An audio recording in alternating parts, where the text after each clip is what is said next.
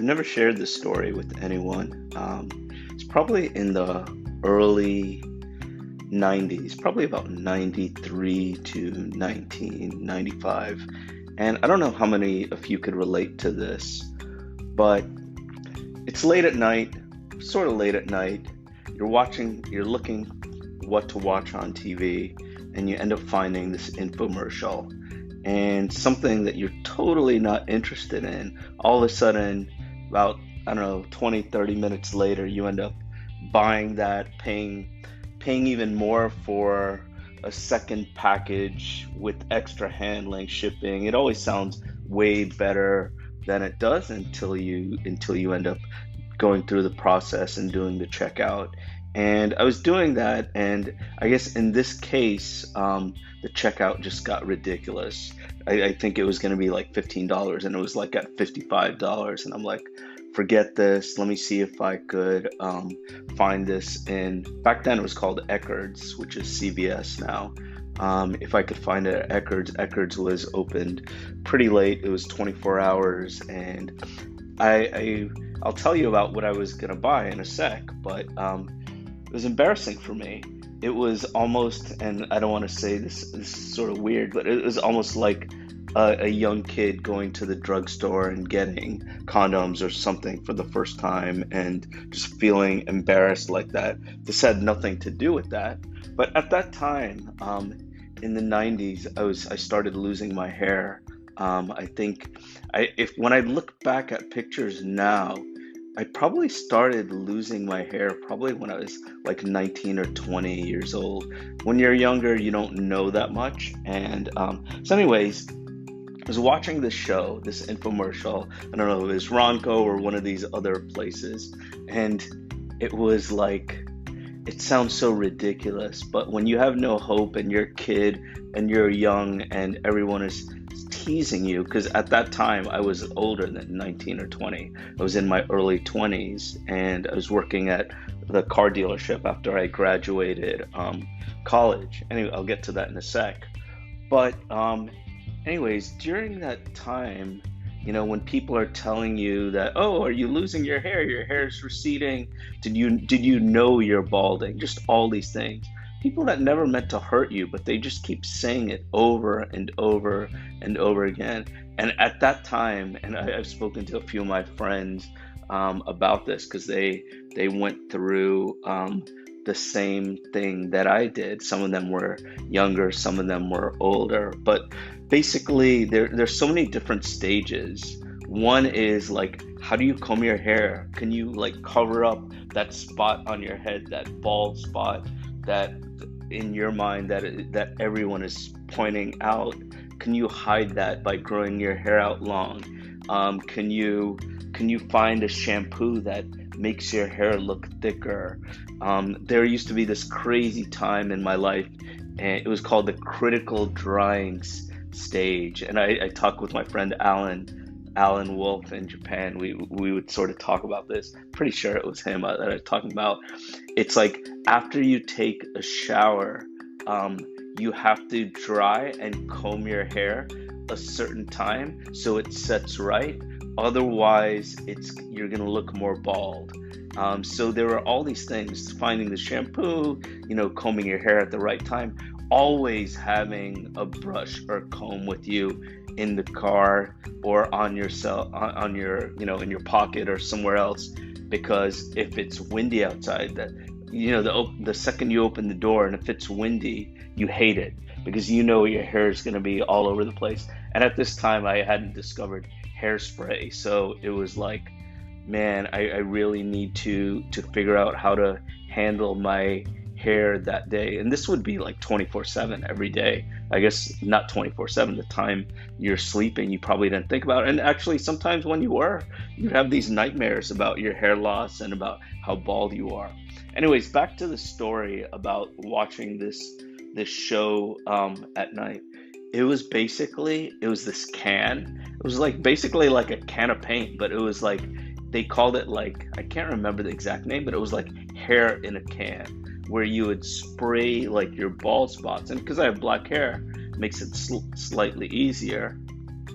where you spray parts of your hair with this spray, and all of a sudden it looks like you have hair. It doesn't look like you're bald. And so I would be thinning. I mean, I would have so many different names. People would tease me with so many things, and I know they never really meant really bad things about it, but like one of the things, I was called visor because the front of my hairline was good, but the middle was really bad. So it looked like I had a visor on. And so the reason I bring that up is if I sprayed in the middle, it wouldn't look like I had a visor anymore because my hair would be there. And I think when you're like balding too, your eyesight is worse. You think that people can't see things as was what I think that people don't see things as well.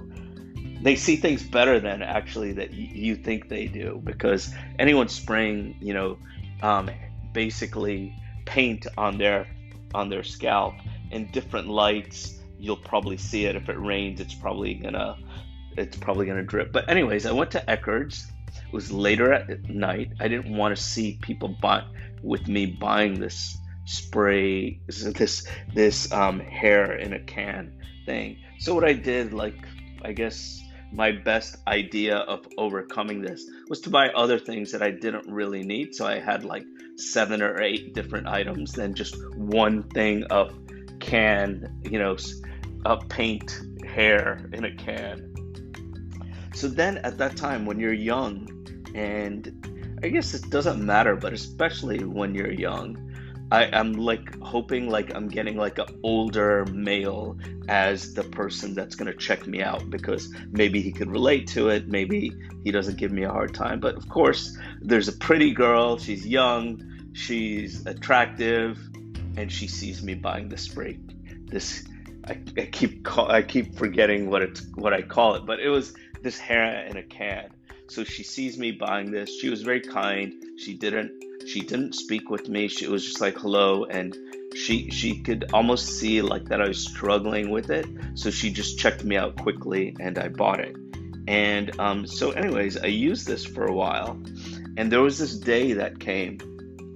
I lived at my parents' house then, and I'd hide this can because they still don't know that I did this. My sister, brother, I think maybe I may have told 1 or 2 friends about the can. Maybe I have, maybe I haven't. I can't remember, because it's like a time in my life that I want to forget. But anyways, when I went to work, I was at the dealership. I used to sell cars after I got out of college. After I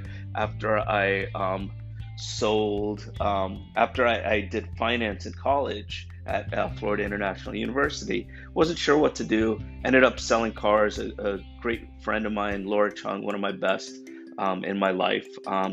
She looked for a job. We found out it was to sell cars. They sort of tricked us. They said college degree required, guaranteed salary for 8 weeks. At that time, 500 a week guaranteed was like a huge amount. So we were guaranteed $4,000. We both ended up getting the job.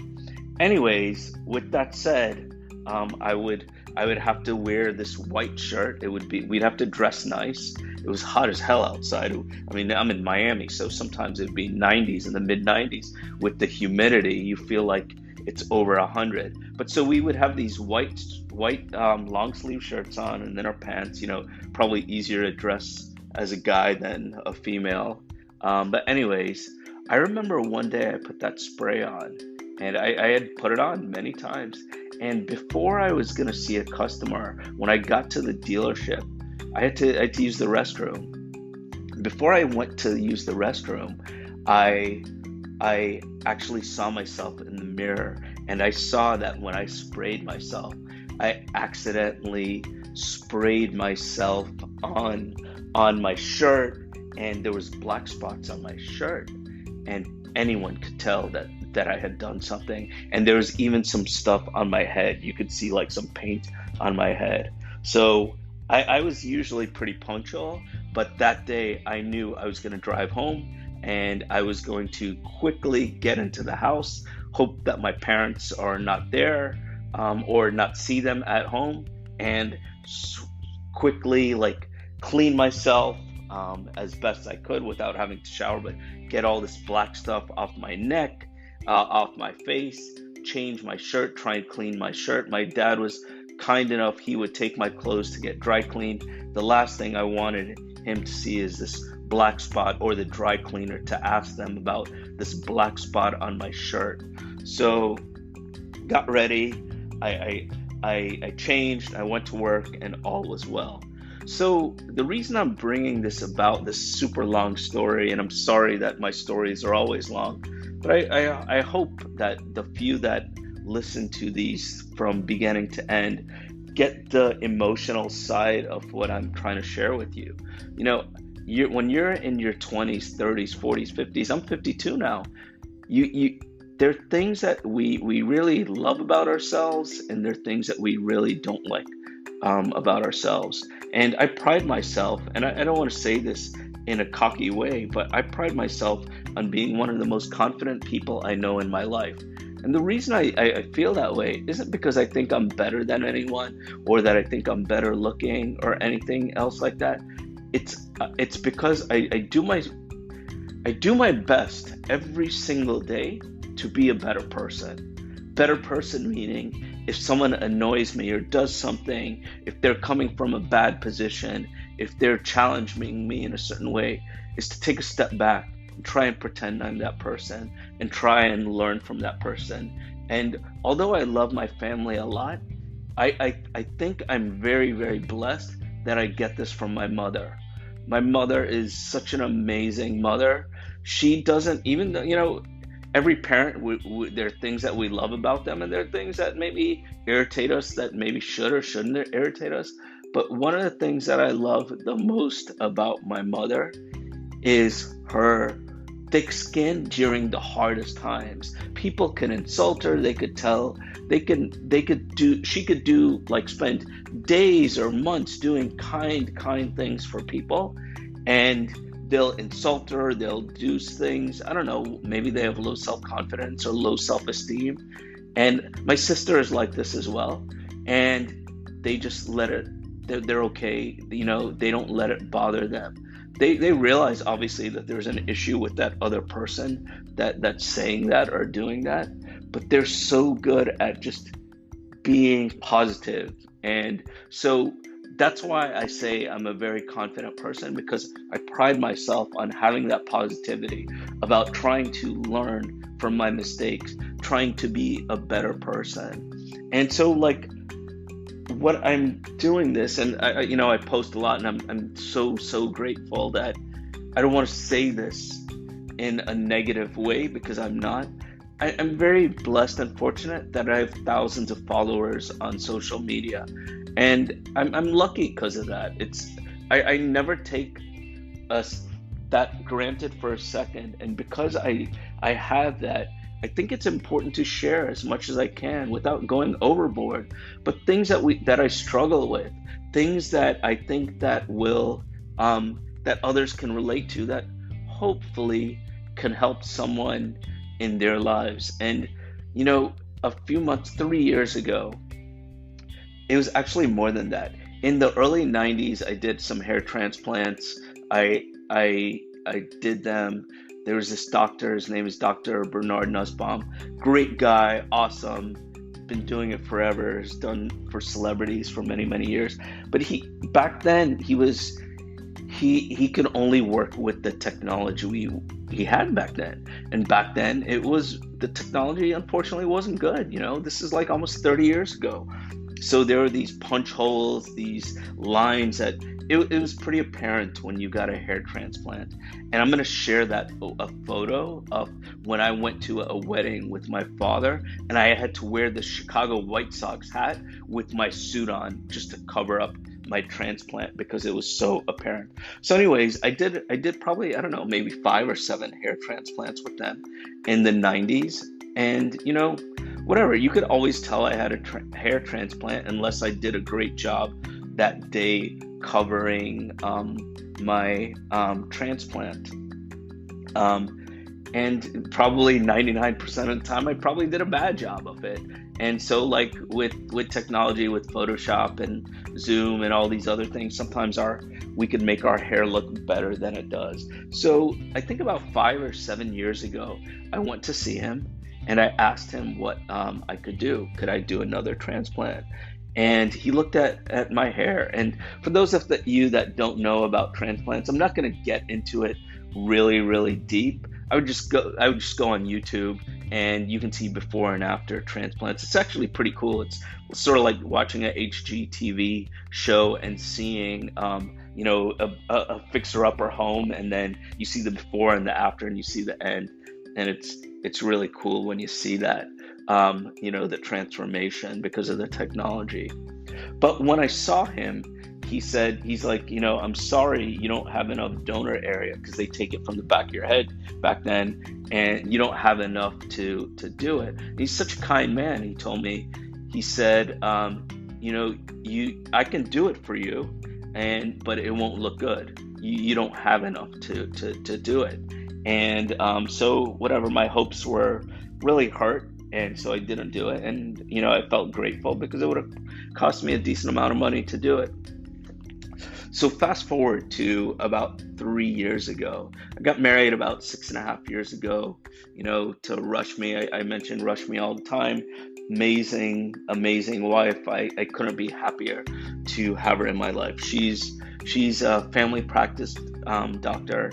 She does cosmetic procedures. She does, she's like that doctor, like back in the day when I would watch TV shows, people would have like that doctor that you go to for anything. She's that doctor. She has so many repeat clients, so many people. Obviously, she doesn't tell me about them because of, privacy laws and stuff. But every once in a while, I'll meet someone, a customer, and they'll tell me that my wife is their doctor. And it's always nice to hear nice things about her. But anyways, she told me about Dr. Nussbaum. I mean, not Dr. Nussbaum, this new doctor, Dr. Bauman, Dr. Alan J. Bauman in Boca Raton. So with me, because I'm a nerd, I don't know if it's the Indian in me or just me being just super analytical person. I went online and I did hours and hours and hours of research on him. And I found out that Dr. Bauman is a world-renowned doctor. He's won so many awards, throughout history, created so many different things. And if you speak to a well-accomplished hair transplant physician, not just someone that does it part-time, but someone that really knows the field, his name will pop up time and time again. So about 3 years ago, I went for this consultation with him, and I saw him, super professional. They did some studies. They look. I'm not going to get into it, but they did a lot of things. He told me what he could do for me, and he created hope again with me. So fast forward 3 years later, never did it. Life got in the way, COVID, just a bunch of other things. Was trying to, establish my real estate career a little bit more. Got busy with stuff. This was before I really had the team, so I just didn't have the time to do it.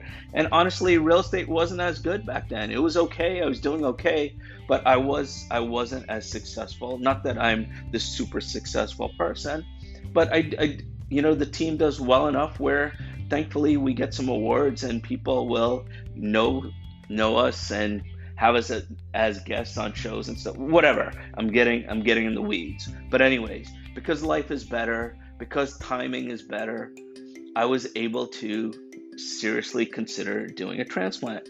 So not too long ago, went to see him, his staff, and they are super amazing people. And I'm going to sidetrack. I always sidetrack, but I'm going to sidetrack because I think it's important. I don't know how many of you guys can relate to this, and it seems like it's a common thing I say about relating, about where you have this experience in your mind, whether it's going to a restaurant, whether it's getting a new iPhone or a new car, basically having these huge expectations and having to wait for the future for these expectations to whether happen or not. It's the only other time I could remember like this happening was like going to this restaurant in Faina in Miami Beach. It's called Faux or Fow. I'm not sure how to pronounce it, but it's basically an Asian restaurant with with an Austin take on it with this world-renowned chef. And when I went with Rushmi there, and we are kind enough that my friend Reshma Advani was kind enough to take us and treat us to this restaurant. The service was like the best service I've ever had in a restaurant. Better. I mean, like sometimes we have an expectation and we want it to be like at 100%. This was like at 1,000%. The staff was so good. The food was delicious. Obviously, Reshma spent, hundreds of dollars for our meal. She was just so kind to do that. But that was the only other time in my life where an expectation was exceeded by the experience. So back to my story about Dr. Bauman's office in Boca. So I went there. So I scheduled a transplant. He's super booked. And if you plan on doing this, make sure you try and schedule it months in advance, because people are flying from all over the world to see him. And just so you know, for those of you that don't know about hair transplants, Tom Brady has one, Elon Musk has one. There are probably hundreds of people that have them, especially famous people or actors. Google it, you'll find it, you'll see it.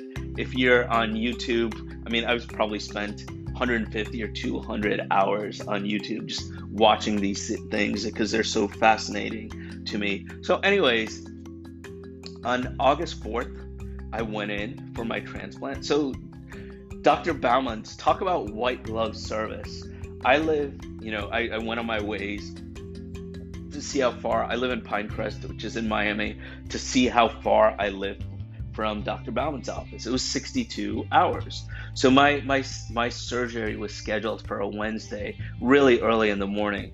But Dr. Bauman's office was so kind enough to put me up in a hotel, and not just a hotel that's like, just a regular hotel. This is like a 5-star hotel. It was amazing. I get there and I'm like, oh wow, this has to be one of the best hotels in the area. Water view, just amazing, huge. It reminded me of a hotel like if I was in New York, probably 2.5 to 3 times as big as how big that hotel would be. The bathroom was almost as big as half as big as a hotel in New York. So anyways, they put me up in the hotel from Tuesday night to Saturday morning. Since I had very little donor material, my procedure would be much more challenging to a doctor. Compared to like Dr. Nussbaum, who was, and probably still is, a world-renowned physician. It was so challenging, he didn't want to do it. But Dr. Bauman looked at me, spent time with me, and him and his staff, did my procedure. It took a few days, but it was incredible. So like a lot of questions I get asked is, how is the pain? First of all, let me go back a step. So I'm at this place. They have car service for me. It's not just this cheap like Uber driver picking me up. It's this really nice vehicle. It's just me. It's just the driver. It's the same driver. They only have 2 drivers that go through this process, again, to make you feel comfortable. Because when you're going through this, you're worried about, about how you look, how people see you. Same driver, so you feel comfortable. Picks me up early, always on time, texting me before they get there, just so my expectations are in line. And when you're going through this process, it's hard to sleep. You're thinking about it. You're excited. You're anxious. Your anxiety. When I get there, I'm dropped off in a position where there's a separate elevator just for patients to go up, so you don't really need to see other patients. When I was in Dr. Nussbaum's office, again, nothing against him. He's great. He's an amazing physician. But I was in a waiting room with a bunch of other people. And you feel super awkward because you're all looking at each other knowing that you're all going to be going through the same process. And some of the people have actually gone through the process where they have bandages, where you're looking at them. And sometimes, like in doctor's offices, except his, you could be waiting like 30, 40 minutes, an hour, and you're just in that room just looking around, and it feels super awkward. But with him, go up the elevator, they're expecting me. They're early. They're waiting for me. The second I click on the elevator, they know who I am. They make me feel comfortable. So I'm in this this room. They take me there. They give me breakfast, like I don't expect to get breakfast, but they give me breakfast. They do a few things. I'm not going to get into all the details. They were kind enough to allow my camera crew, not that I'm this big guy that has this camera crew, but we do a lot of videos. So there are a couple people that came there. They gave them COVID tests. They have these rapid tests. It's like a blood test. Within like a few minutes, they knew everything was set. My photographers, my videographers had their masks on. They gave me a hair wash. I'm not going to get through the whole procedure, but one of the things I'm commonly asked is, how is the pain? And got to tell you this, before they took before and after pictures, they washed my hair and all that. But actually with the pain, something that I get asked 99% of the time, I didn't feel anything. And I'm being honest with you. If you've ever been to a dentist, and you've probably heard of laughing gas. So laughing gas it's basically nitrous oxide. You're sucking on this tube. And in the beginning, they told me what to do, but because I'm not always the best at instructions, I didn't listen that well. So when you have this tube in your mouth, you just suck on it. You have to inhale very deeply and exhale very deeply. And after about 4 or 5 times, you feel a little bit out of it, and you don't feel anything going in your head because you're feeling the anesthesia in your head.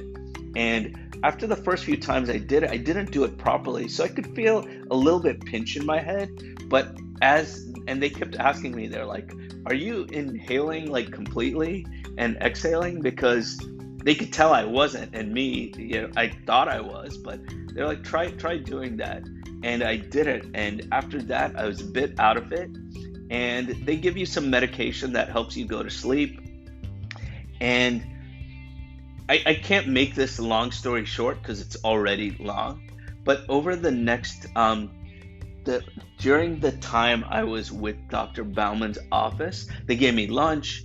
They treated me like I was part of their family, almost like I was not just part of the family, but like I was the favorite person in their family, and they were taking care of me. Every single night, Dr. Bauman would call me. He would call me like at 8 or 9 o'clock at night, and he would talk to me. And, I know in life, like with customer service, a lot of times we have like a checklist where we have to do certain things. And thank God, like our team doesn't do it like that. We try and make a human element where that person, even though we know we should call at a certain time, we don't make that person feel like it's just a call. And I gotta tell you, Dr. Bauman never made me feel like it was a call.